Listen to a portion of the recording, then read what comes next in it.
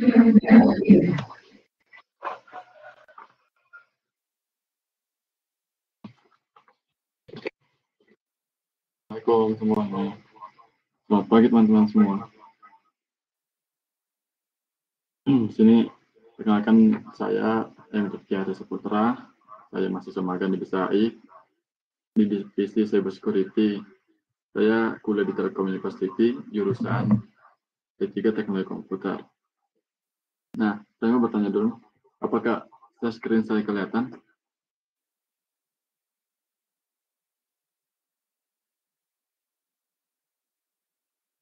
Oke, Kak, terima kasih.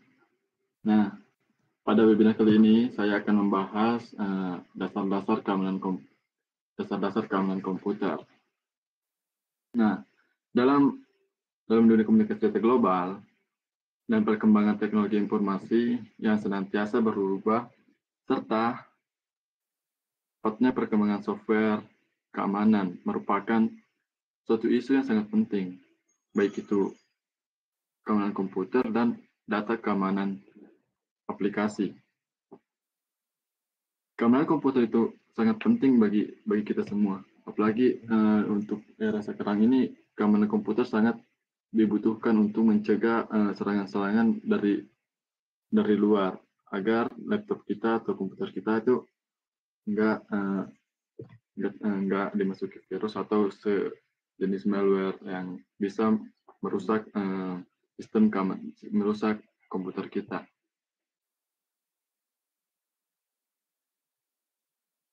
Suara saya ada nggak?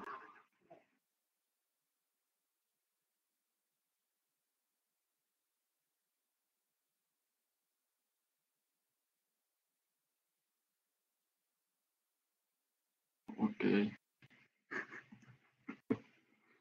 Perlu sini keamanan komputer itu perlu kita sadari bahwa untuk mencapai suatu keamanan itu adalah suatu hal yang sangat mustahil. Tidak ada benar-benar komputer yang benar aman dari serangan seperti yang ada dalam dunia nyata sekarang ini. Tidak ada misal tidak ada satu daerah pun yang betul-betul aman dari kondisinya, walaupun penjaga keamanan telah ditempatkan di daerah tersebut. Begitu juga dengan keamanan sistem komputer. Namun, yang kita bisa lakukan adalah mencegah dan mengurangi gangguan keamanan tersebut. Nah, pada keamanan komputer itu sendiri mempunyai salah satu metode pengamanan sistem informasi yang umum diketahui oleh banyak orang, yang merupakan password. Tanpa disadari, password merupakan peranan penting dalam mengamankan informasi-informasi yang sifatnya pribadi atau konfidensial. Tetapi, banyak dari pengguna password yang belum mengerti membuat password tersebut, seperti dia membuat password sembarangan tanpa memperhatikan kebijakan dari pengamanan password itu sendiri. Dan bagaimana orang yang kuat, mereka tidak sadar dengan bahayanya para penyerang atau attackers yang dapat mencuri atau mengacak-acak informasi tersebut. Nah, pada webinar kali ini, pada dasar-dasar keamanan komputer, saya akan membahas beberapa materinya, yaitu seperti pengenalan komputer, ada kenapa kejahatan komputer semakin meningkat, aspek-aspek keamanan komputer, garis besar pengamanan sistem komputer, security attack model, dan beberapa jenis ancaman dan cara mencegah serangan pada komputer. Nah, apa itu keamanan komputer? Definisi dari keamanan komputer itu sendiri yang merupakan keamanan informasi yang terdapat dalam komputer atau jaringan. Di mana keamanan komputer ini dalam bahasa Inggris yang merupakan computer security atau yang dikenal juga dengan sebutan cyber security atau IT security. Yang dimana keamanan informasi yang diaplikasikan kepada komputer dan jaringannya. Computer security ini memiliki tujuan, yaitu untuk membantu user agar dapat mencegah penipuan atau mendeteksi adanya usaha penipuan di sebuah sistem yang berbasis informasi.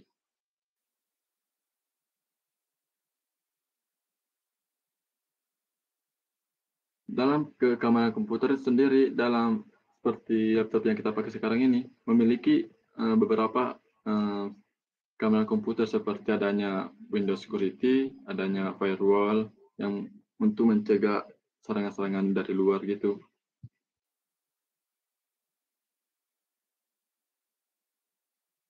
Nah, selanjutnya, kenapa kejahatan komputer itu semakin meningkat? Mungkin di sini ada beberapa poin-poin kenapa kejahatan komputer itu sendiri semakin meningkat, seperti adanya aplikasi bisnis yang berbasis teknologi informasi, contohnya adanya online banking, e-commerce, elektronik data, dan interchange. Ada pula yang disebut dengan desentralisasi server, ada transisi dari single vendor ke multi vendor, meningkatnya kemampuan pemakai user, kesulitan penegak hukum dan belum adanya ketentuan yang pasti. Nah, saya akan membahas satu persatu dari poin-poin ini. Mengapa meningkatnya aplikasi bisnis teknologi informasi dan internet? Ini merupakan termasuk kejahatan komputer makin meningkat. Pada awalnya, kemunculan internet yakni pada Oktober 1960. Internet itu pas awal muncul disebut sebagai ARPANET atau Advanced Research Project Agency Network. ARPANET ini merupakan proyek yang dibuat oleh Departemen Pertahanan Amerika yang diketuai oleh Joseph Licklider.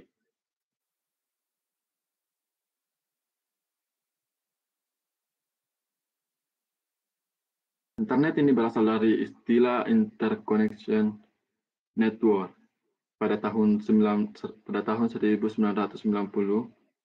Berners-Lee dan timnya yang bekerja di Organisasi Eropa untuk Riset Nuklir menciptakan World Wide Web atau yang sekarang kita kenal sebagai WWW.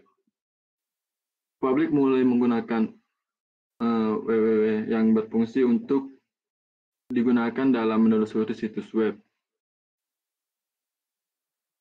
Pada tahun 1994, mulailah bermunculan situs penyedia email yang bernama Yahoo dan perusahaan berbasis online seperti Amazon dan eBay.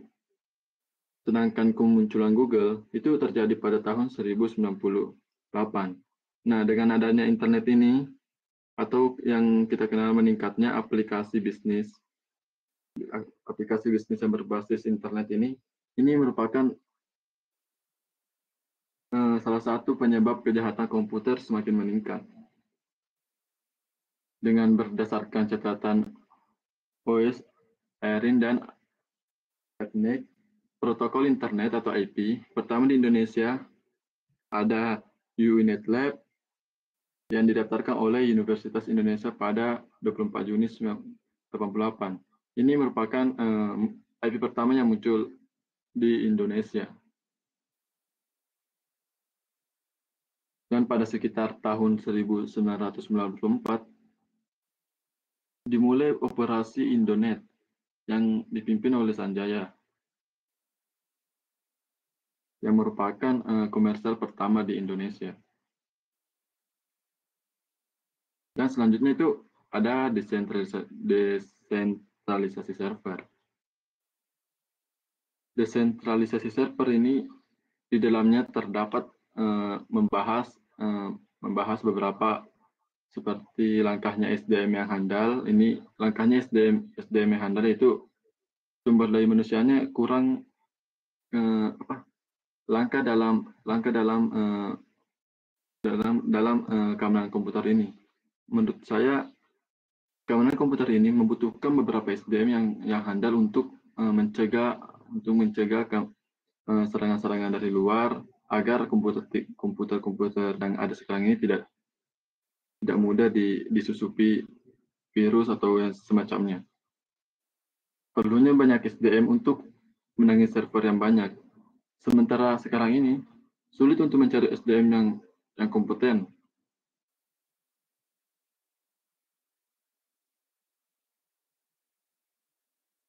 Agar untuk SDM ini sangat diperlukan untuk merawat server dan meremote server yang tidak terurus.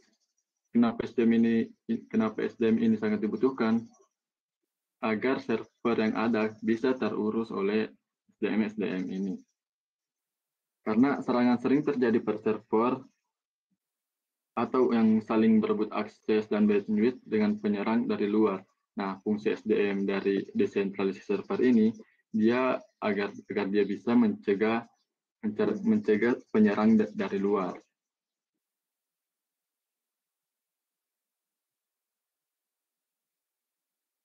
Selanjutnya, kenapa kejahatan komputer itu semakin meningkat? Itu adanya transisi dari single vendor ke multi vendor.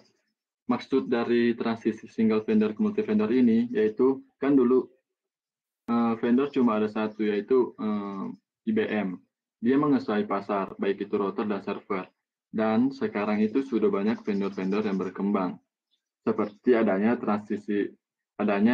jenis perangkat dari vendor yang harus dipelajari seperti router.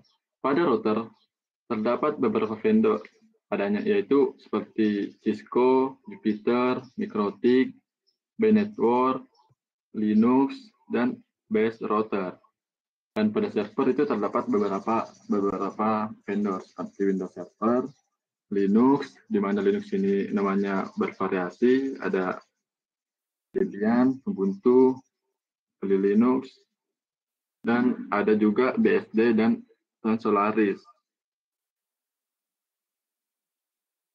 Transisi dari single vendor ke multi vendor ini sulit untuk mencari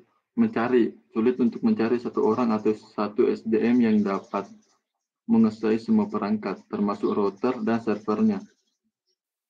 Tentu saja ini sangat sulit untuk mencari banyak SDM. Dan untuk sekarang ini perlu kita sadari bahwa betapa pentingnya teknologi yang ada sekarang ini.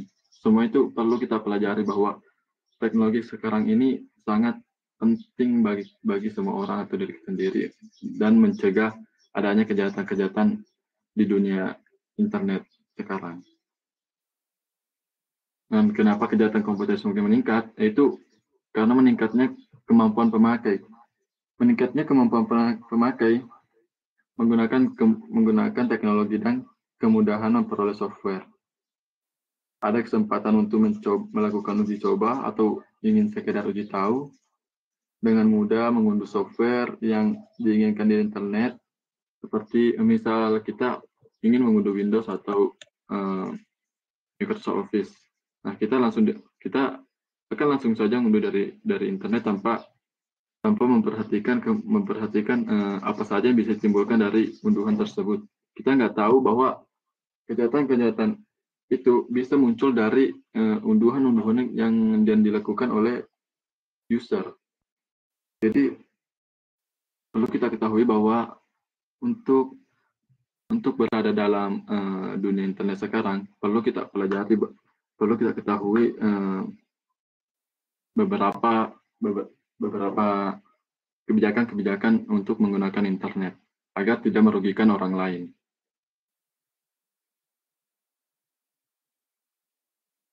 Dan untuk di mana meningkatnya kemampuan pemakai, sistem administrator juga harus memiliki keamanan yang update.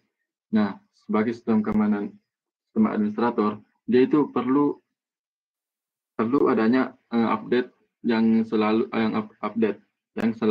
dilakukan setiap saat untuk mencegah adanya kejahatan di dunia maya gitu. Dan kenapa kejahatan komputer itu semakin meningkat?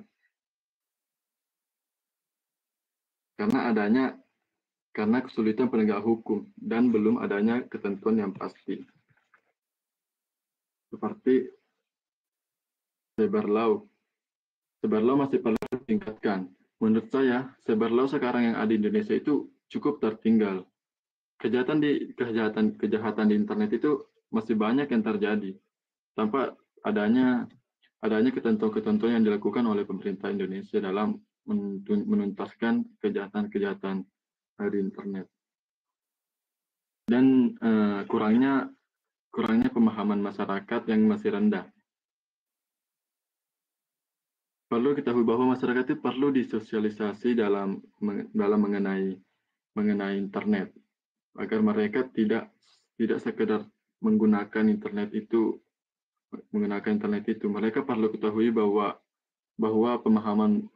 pemahaman terkait internet itu harus diterapkan agar tidak merusak atau merugikan orang lain.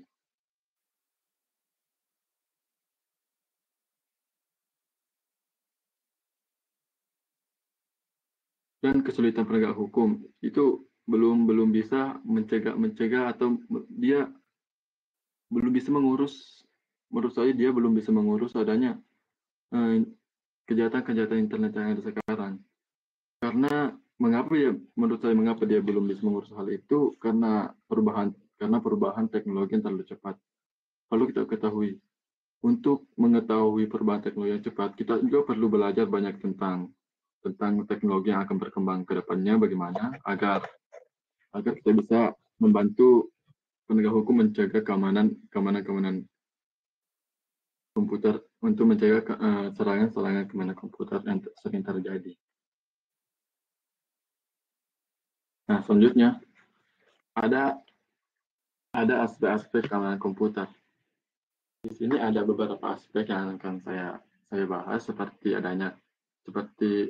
confidentiality atau kerahasiaan, ada integrity, dan ada availability. Dan pada confidentiality atau kerahasiaan, yang dimana definisi dari confidentiality ini yaitu menjaga informasi dari orang yang tidak berhak mengakses.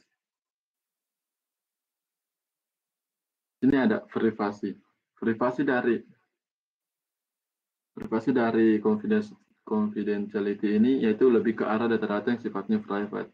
Contohnya email seorang pemakai user tidak boleh dibaca oleh administrator.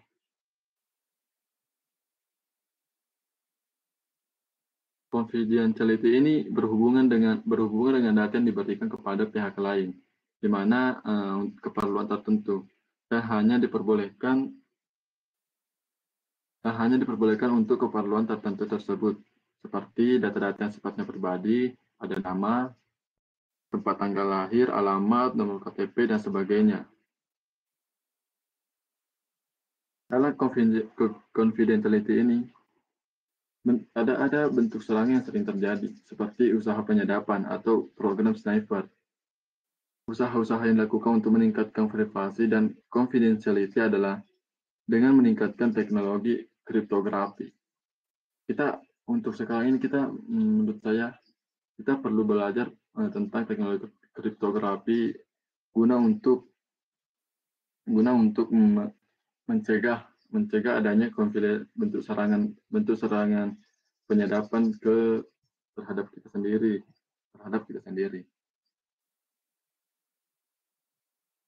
Confidentiality ini akan terlihat apabila diminta untuk membuktikan kejahatan seseorang. Apakah pemegang informasi akan memberikan informasinya kepada orang yang memintanya atau menjaga kliennya.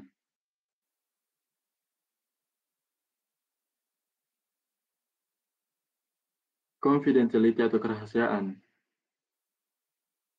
Mekanisme mempertahankan konsep confidentiality dibagi atas empat, seperti adanya klarifikasi data, enkripsi, pemusnahan peralatan. Ada 3. Dalam klarifikasi data, proses pelabelan informasi sehingga masing-masing individu mengetahui siapa yang diizinkan melihatnya. Terus ada enkripsi. Pada enkripsi ini, mekanisme teknis menjaga kerahasiaan. Kita perlu ketahui bahwa enkripsi itu sangat penting untuk menjaga kerahasiaan.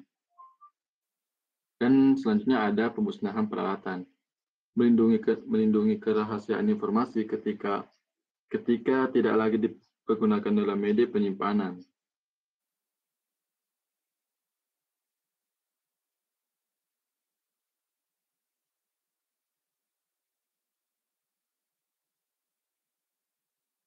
Selanjutnya ada integrity. Nah, integrity ini termasuk keutuhan atau integrity atau keutuhan. Definisinya itu informasi yang tidak boleh diubah tanpa seizin pemilik informasi. Contohnya email yang diintercept di tengah jalan, diubah isinya, kemudian diteruskan ke alamat yang dituju. Kan ini bisa merugikan orang lain. Ini sangat-sangat tidak boleh dilakukan oleh seorang, karena ini bisa merugikan orang lain. Nah, bentuk serangan yang ada ya, seperti adanya virus, Trojan horse atau pemakai lain yang mengubah informasi tanpa izin, man in the middle attack, di mana seseorang menempatkan diri di tengah pembicaraan dan menyamar sebagai orang lain. Wah, ini sangat bisa merugikan orang lain. Nah, penekanannya adalah sebuah informasi tidak boleh diubah kecuali oleh pemilik sendiri. Terkadang data yang terinskripsi pun tidak terjaga integritasnya karena adanya kemungkinan ciphertext atau ciphertext dari enkripsi tersebut bisa berubah. Integriti atau keutuhan. Integriti atau keutuhan itu memiliki beberapa tujuan seperti menghindari modifikasi informasi dari user yang tidak sah, menghindari akses yang tidak sah, dan pemeliharaan terhadap konsistensi internal. Data internal tetap konsisten. Contohnya, jumlah item yang dimiliki sama dengan yang ditampilkan di database, dan eksternal. Data yang disimpan pada database konsisten dengan dunia nyata.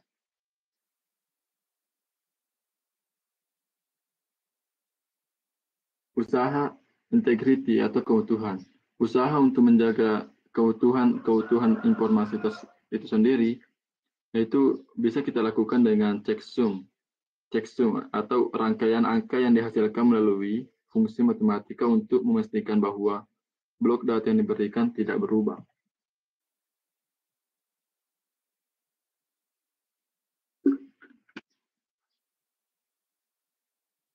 Terus adanya kontrol akses. Kontrol akses ini bisa dikatakan usaha untuk menjaga keutuhan atau integritas dari data atau informasi. Mekanisme untuk memastikan bahwa individu atau pihak tertentu hanya dapat melakukan sejumlah aksi tertentu.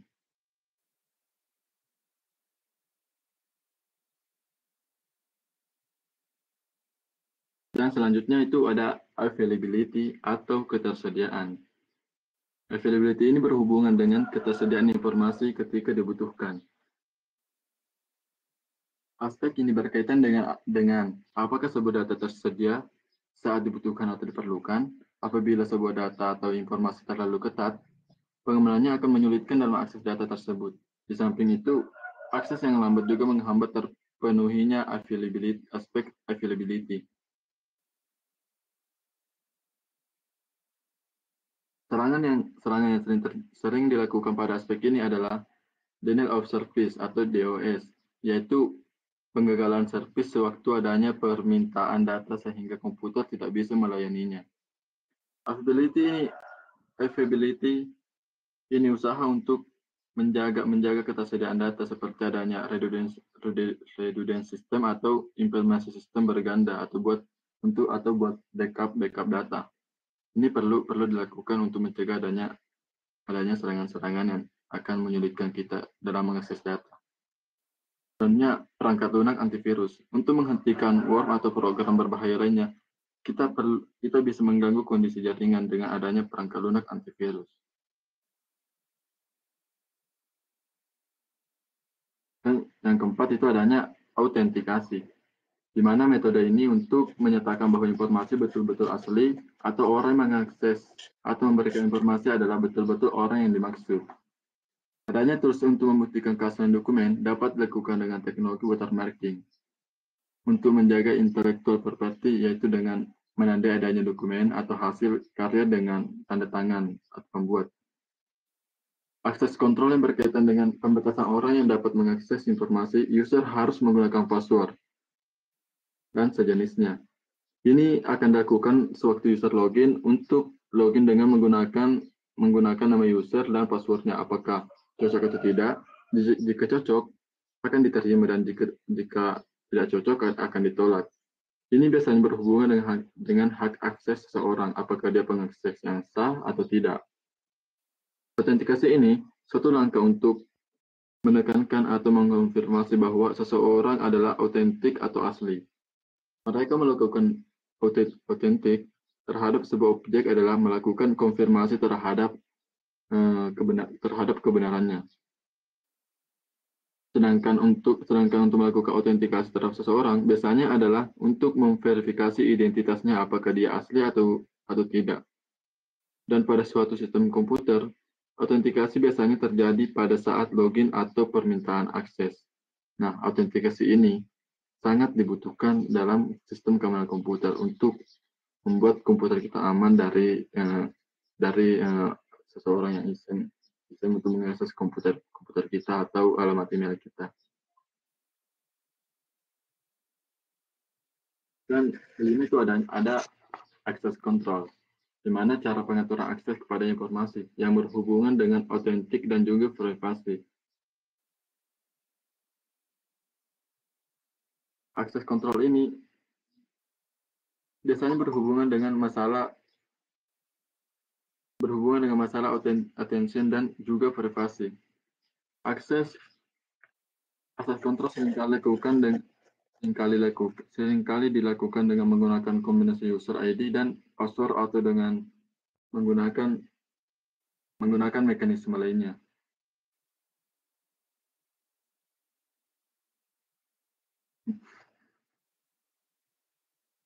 Dan selanjutnya aspek-aspek komputer ada non-repudiation, di mana aspek ini menjaga agar seseorang tidak menyangkal dalam melakukan sebuah transaksi transaksi.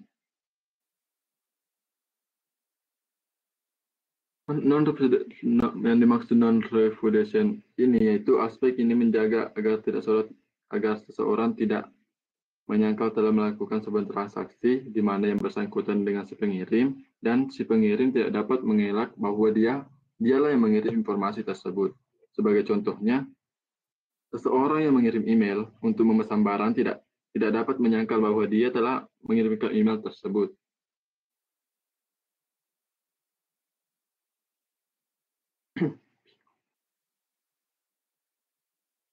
Selanjutnya, aspek-aspek keamanan itu termasuk authority dan privasi.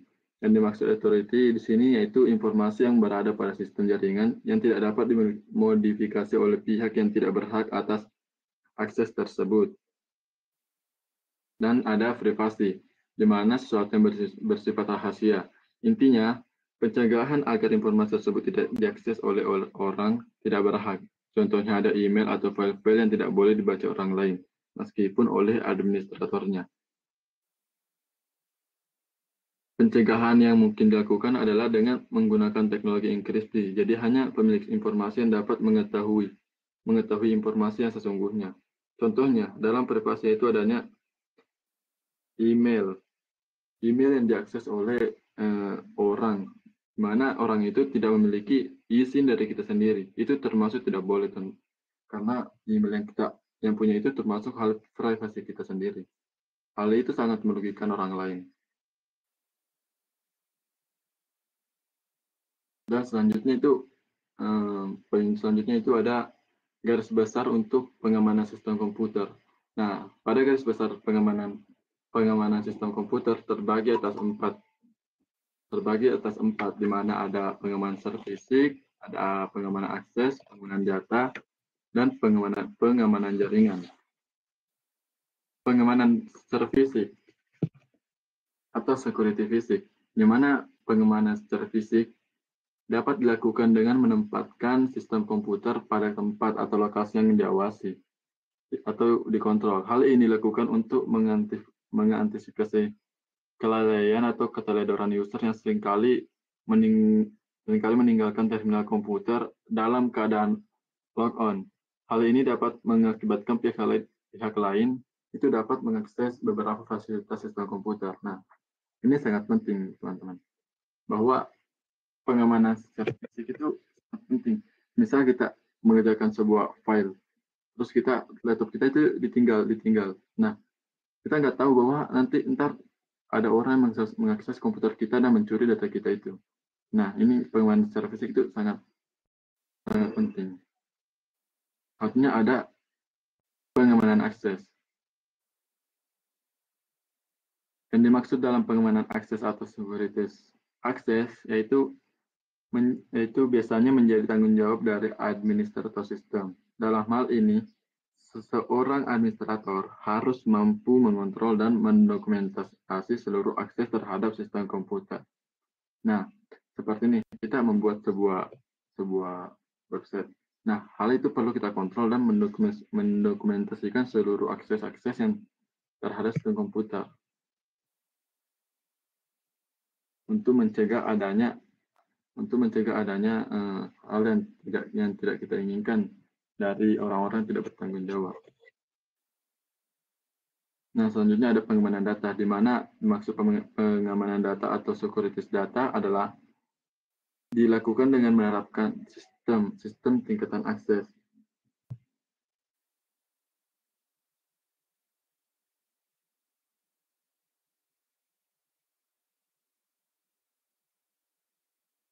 Pengamanan data selanjutnya itu ada pengamanan data atau security access.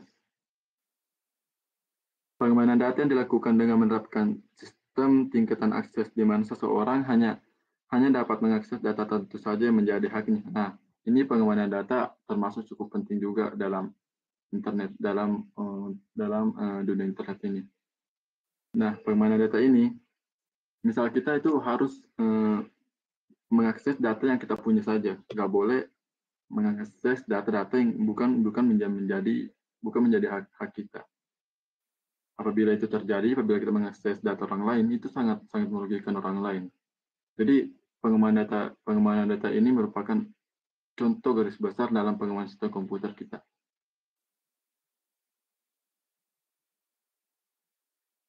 Sebenarnya ada pengamanan jaringan atau sekuritas jaringan. Nah, di jaringan inilah seringkali terjadi adanya serangan-serangan malware dari luar. Di mana di jaringan di sini berkaitan dengan pemanfaatan jaringan umum seperti internet dan extranet.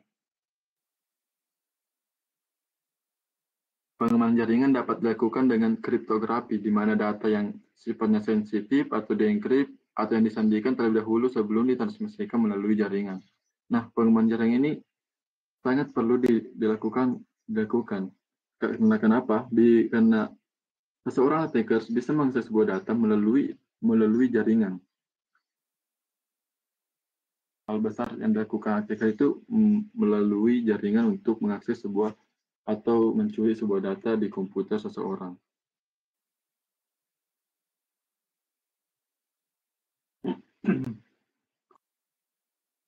Dan selanjutnya itu ada security attack model atau ancaman terhadap sistem komputer.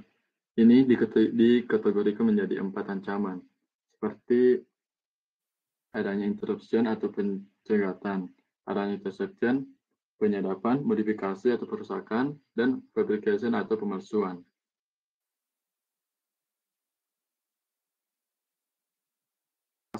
Aspek-aspek ancaman terhadap keamanan sistem komputer dapat dimodelkan sangat baik dengan memandang fungsi sistem komputer sebagai menyedia informasi. Yang pertama itu interruption atau pencegatan atau pengambilan informasi. Pada pencegatan atau pengambilan informasi ini, pelaku menghentikan atau merusak dan memanfaatkan informasi yang kita punya, dan informasi itu tidak disampaikan pada yang berhak. Nah, misal kita mengirim email dan dia mencegat email tersebut dan mengambil informasi yang kita kirim itu, dan mereka akan menyalahgunakan informasi yang kita punya. Tentunya yang kedua itu interception atau penyadapan, yang merupakan ancaman terhadap kerahasiaan.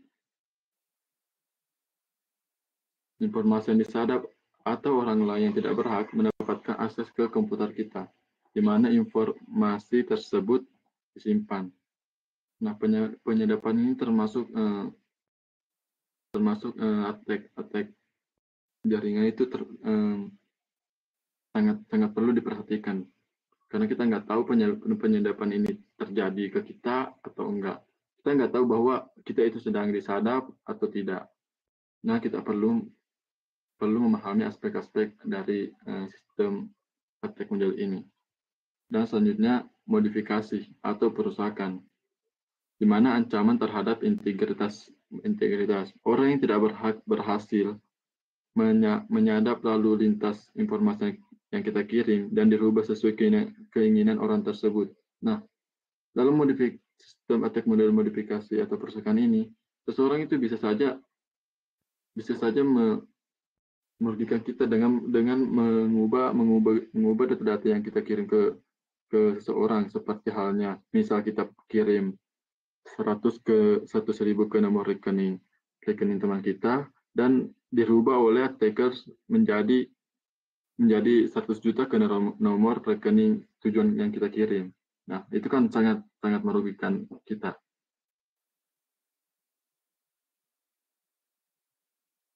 Dan modifikasi ini juga seringkali terjadi pada website, di mana website itu diubah tampilannya atau beberapa isi di dalamnya, dan itu akan merugikan sebuah perusahaan atau yang pemilik website. Hal itu sangat perlu diperhatikan untuk mencegah adanya perusakan yang terjadi. Nah, 4 ada fabrication atau pemalsuan. Fabrication atau pemalsuan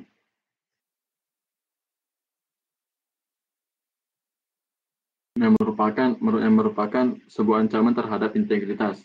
Orang tidak berhasil meniru suatu informasi yang ada, sehingga orang menerima informasi tersebut menyangka informasi tersebut berasal dari orang yang dikehendaki atau si penerima informasi. Nah, ini sangat parah juga. Pemalsuan. Orang akan beranggapan bahwa kita itu mengirim informasi yang salah ke tujuan kita, padahal bukan kita yang mengubah informasi tersebut kan. Bukan kita memberikan pemalsuan data yang akan dikirim. Nah, ini sangat perlu diperhatikan dalam security attack model. Nah, sini selanjutnya ada beberapa jenis ancaman komputer, seperti adanya virus, adware, backdoor trojan, bluejacking, spyware, dealer, dan browser hijacker. Virus, di mana program komputer dapat menggandakan atau menyalin dirinya sendiri, dapat merusak perangkat lunak komputer.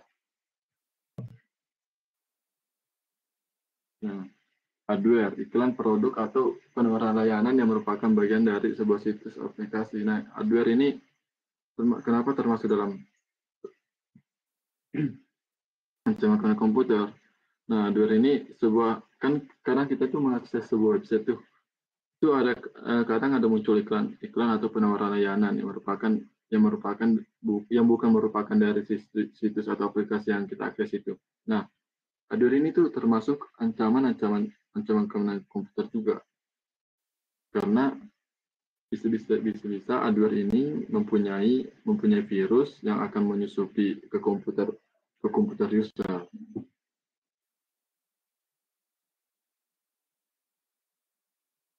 Nah, selanjutnya ada backdoor trojan. Backdoor trojan ini yang merupakan program TCP wrapper yang dimodifikasi oleh orang yang tidak bertanggung jawab. Sebenarnya ada bluejacking yang kerjanya mirip spam pada email komputer. Nah, bluejacking ini itu cara kerjanya itu seperti mengirimkan spam email ke komputer kita yang dapat membuat komputer kita itu rusak atau susah diakses. adanya spam email yang terjadi pada komputer kita membuat komputer kita akan semakin lambat kerjanya, akan membuat komputer kita tidak bisa digunakan.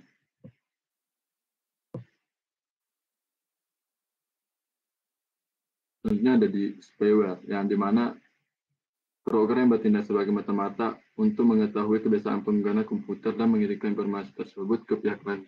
Nah, spyware ini sangat perlu diperhatikan juga. Dimana misal kita menggunakan laptop, kita nggak tahu bahwa laptop kita itu mempunyai spyware mata-mata yang akan mengetahui kebiasaan kita menggunakan komputer kita. Misal kita juga mengakses sebuah data-data penting yang tidak perlu diketahui orang lain. Nah, kalau ada spyware, mereka akan mengetahui data yang kita akses, seperti adanya data bank atau data lainnya yang tidak perlu diketahui oleh orang lain. Nah, untuk mencegah adanya spyware ini, kita perlu rutin untuk membackup atau mencegah terjadinya spyware dengan cara rutin untuk membersihkan laptop kita dan membersihkan melalui Windows Security, atau kita bersihkan sampah-sampah yang ada, karena kita nggak tahu bahwa di sampah-sampah tersebut tuh atau sampah-sampah data itu terdapat sebuah dokumen yang bisa spyware sesuai melalui dokumen tersebut. Nah, selanjutnya ada browser hijacker. Mengetahui bagaimana session hijacking dapat dilakukan sehingga sejauh mana kelemahan dari situs web dapat digunakan untuk melakukan komunikasi. Nah, selanjutnya ada cara mencegah terjadinya serangan pada komputer. Untuk mencegah terjadinya serangan pada komputer terdiri dari 4 faktor yang merupakan cara untuk mencegah terjadinya atau kebocoran sistem.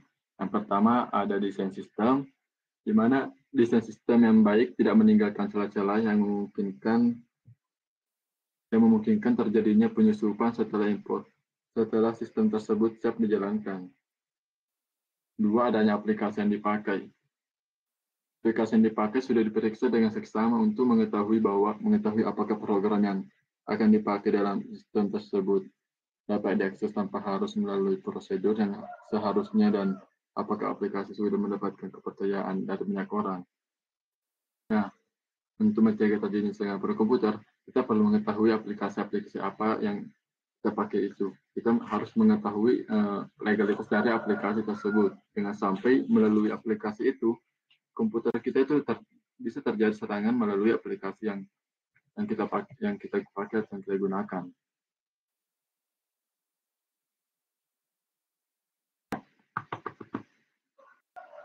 Nah, selanjutnya ada manajemen. Pada dasarnya, untuk membuat suatu sistem yang secure tidak lepas dari bagaimana mengelola suatu sistem yang baik. Dengan demikian, persyaratan good practice standar seperti standar operation procedure atau SOP dan security policy haruslah diterapkan di samping memikirkan hal teknologinya. Nah, sebagai pengguna teknologi informasi, kita harus bisa memanajemen sistem yang kita gunakan. Jangan sampai hal yang tidak diinginkan itu terjadi dan dapat merusak komputer kita. Nah, selanjutnya ada manusia atau kita sendiri sebagai administrator atau user, di mana kita sebagai salah satu faktor itu sangat penting, tetapi seringkali dilupakan dalam pengembangan teknologi informasi dan sistem keamanan. Nah, seperti penggunaan password yang sulit menyebabkan pengguna malah menuliskan pada kertas yang ditempelkan dekat komputer, atau kita membuat password yang sangat simpel seperti 1 sampai 8 gitu. Itu sangat memudahkan serangan untuk mengakses ke email kita atau ke komputer kita.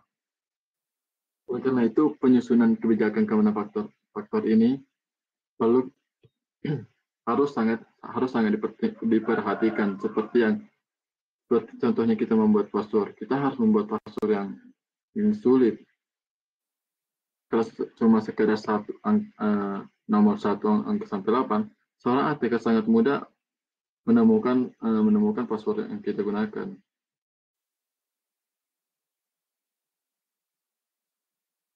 Nah, cukup materi dari saya. Kalau mungkin ada kekurangan, mohon maaf. Saya juga sedang belajar. Nah, selanjutnya mungkin bisa diskusi.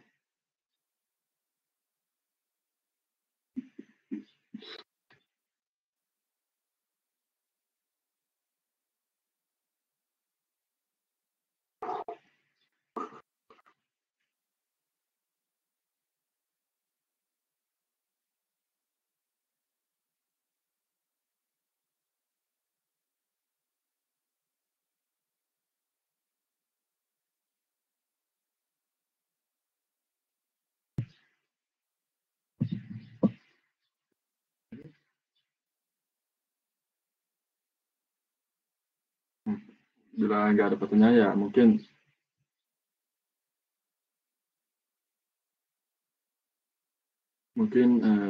cukup sampai di sini. Terima kasih teman-teman telah hadir dalam webinar kali ini. Saya mau mungkin saya merasa kekurangan dalam materi-materi yang baik. Maaf semua teman-teman. Ini saya juga dalam proses kita.